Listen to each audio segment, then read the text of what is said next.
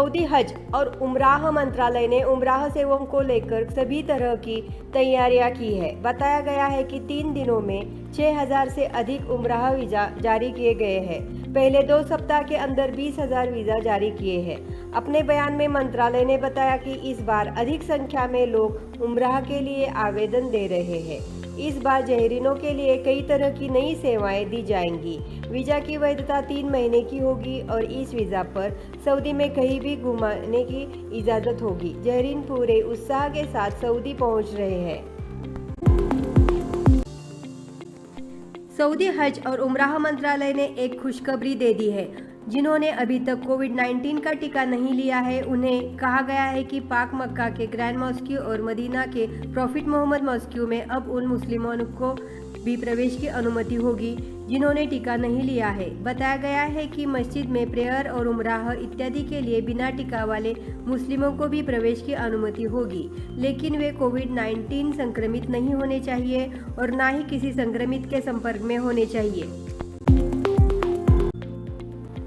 राष्ट्रीय मौसम विज्ञान केंद्र एनसीएम ने मौसम को लेकर जानकारी देते हुए कहा है कि पूर्व में बारिश के संभावने बादल कुछ आंतरिक और दक्षिणी क्षेत्रों तक फैल सकते हैं। इसके साथ ही 45 किलोमीटर प्रति घंटे की रफ्तार से चलने वाली हवाएं धूल उड़ा सकती है। वहीं राष्ट्रीय मौसम विज्ञान केंद्र ने ये भी जानकारी शेयर की है कि अगले 3 दिनों में पूर्वी और दक्षिणी क्षेत्रों में बारिश की संभावना के साथ पूरे सप्ताह धूल भरी और बादल छाए रहेंगे। इसके साथ अबुधाबी पुलिस ने मोटर चालकों से बारिश के मौसम के कारण सावधानी बरतने का आह्वान किया है। आपको बता दें कि देश के पूर्वी हिस्से अभी भी पिछले हफ्ते रिकॉर्ड ब्रेक बारिश से उभर रहे हैं, जिसमें 7 लोगों की जान चली गई। सड़कों और अन्य ढांचों को भी नुकसान पहुंचा है और बड़े पैमाने पर संपत्ति का नुकसान हुआ है। कतर में अवैध नारकोटिक्स पिल्स की तस्करी की जा रही थी, जिस कोशिश को अधिकारियों ने नाकाम कर दिया गया है। बताया गया है कि अहमद इंटरनेशनल एयरपोर्ट पर इलीगली नारकोटिक्स पिल्स की तस्करी की कोशिश को नाकाम कर दिया गया। इस मामले में 2716 नारकोटिक पिल्स की बरामदी की गई। अधिकारियों ने शक के आधार पर एक नागरिक को पकड़ा था, जिसके बैग में सारा सामान बरामद कर लिया गया है।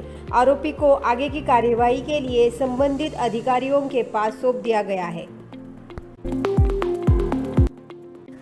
यूएई दिरहम के मुकाबले भारतीय रुपए में 2 अगस्त में गिरावट दर्ज की गई और इसके पीछे की वजह अमेरिकी डॉलर बनी। मंगलवार 2 अगस्त को शुरुआती कारोबार में अमेरिकी डॉलर के मुकाबले भारतीय रुपया 78.60 पर खुला। वहीं अगर एक दिरहम के मुकाबले भारतीय रुपए की बात करें तो 21.39 पर ट्रेड कर रहा है। ऐसे में अगर कोई भारतीय कामगार या फिर प्रवासी दुबई, अबुधाबी समेत पूरे अमीरात से अपने घर पैसा भेजता है तो एक्सचेंज रेट में उन्हें आज अच्छे रेट मिलने की वजह से ज़्यादा फायदा हो सकता है। जैसे में प्रवासी और कामगारों को सलाह दी जाती है कि लेन देन करने से पहले मुद्रा विनिमय प्रदाता के साथ सटीक पुष्टि करें। बता दें कि डॉलर की कीमत में बदलाव होने पर भारतीय रुपए की कीमत भी बदलाव होता है और उसके कारण यूएई से भारत पैसे भेजने वालों को बड़ा फायदा होता है। अमेरिका ने पूर्वी एशियाई में आपूर्ति के लिए लाखों डॉलर मूल्य के ईरानी तेल की अवैध बिक्री में मदद देने के आरोप में यूएई स्थित एक पॉन और कई एशियाई कंपनियों पर प्रतिबंध लगा दिया है। बता दें कि कोषागार विभाग के विदेशी एसिड कंट्रोल ऑफिस ने सोमवार को ईरानी पेट्रोलियम उत्पादन के बिक्री में मदद देने के लिए यूएई स्थित Blue Cactus heavy equipment and machinery spare parts से ट्रेडिंग कंपनी पर कई प्रतिबंध लगाने की घोषणा कर दी है। हांगकांग स्थित कार्वेल कैनियन एचके लिमिटेड, शेफू के इंटरनेशनल ट्रेडिंग कंपनी लिमिटेड और पीजेडीएनएफआर ट्रेडिंग लिमिटेड भी उन कंपनियों में शामिल है जिन पर ईरानी तेल की बिक्री में मदद को लेकर अमेरिका कोषागार विभाग द्वारा प्रतिबंध लगाए गए हैं। फुजेरा की सरकार ने निवासियों को अपने घरों, वाहनों और संपत्ति के नुकसान की रिपोर्ट करने को कहा है। निवासी और वाहन चालक पुलिस की वेबसाइट पर क्षतिग्रस्त वस्तुओं का डॉक्यूमेंटेशन कर सकते हैं। फुजेरा मीडिया ऑफिस ने कहा कि कमेटी का उद्देश्य हाल के दिनों में बाढ़ की स्थिति का मूल्यांकन करने के लिए फुजेरा में हुए नुकसान का अनुमान लगाना है। सऊदी अरब में अगर कोई व्यक्ति मानव तस्करी के मामले में पकड़ा जाता है तो उसके खिलाफ सख्त कानूनी कार्यवाही की जाएगी। इस तरह के मामले में लंबी जेल और भारी जुर्माने का प्रावधान है। इस तरह के क्राइम न हो इसके लिए सख्त इंतजाम किए गए हैं। लोगों से जबरदस्ती काम कराना, उन पर मेडिकल एक्सपेरिमेंट आदि करना कानूनन जुर्म है। इसकी शिकायत कॉल सेंटर 1991 या tip@hist.gov.sa पर किया जा सकता है। Ministry of human resources and social development and the public prosecution के मुताबिक अगर कोई इसमें पकड़ा जाता है तो उसे 15 साल की जेल और 1 मिलियन रियाल तक का जुर्माना या दोनों की सज़ा हो सकती है।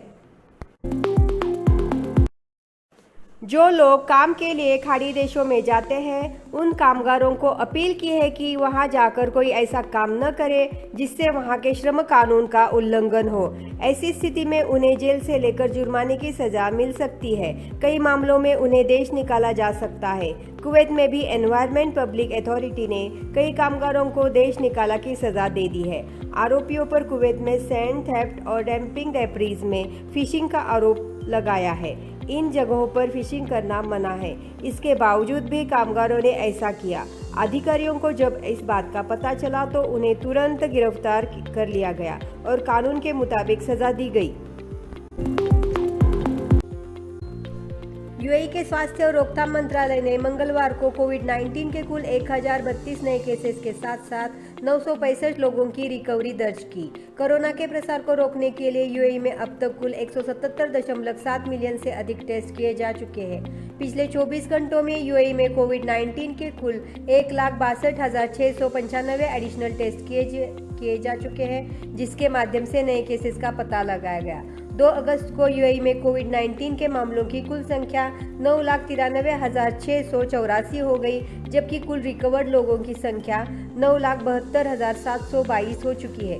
कोविड-19 के कारण अब तक यूएई में 2,335 लोग अपनी जान गंवा चुके हैं। वहीं एक्टिव केसेस की संख्या 18,627 के पार पहुंच चुकी है।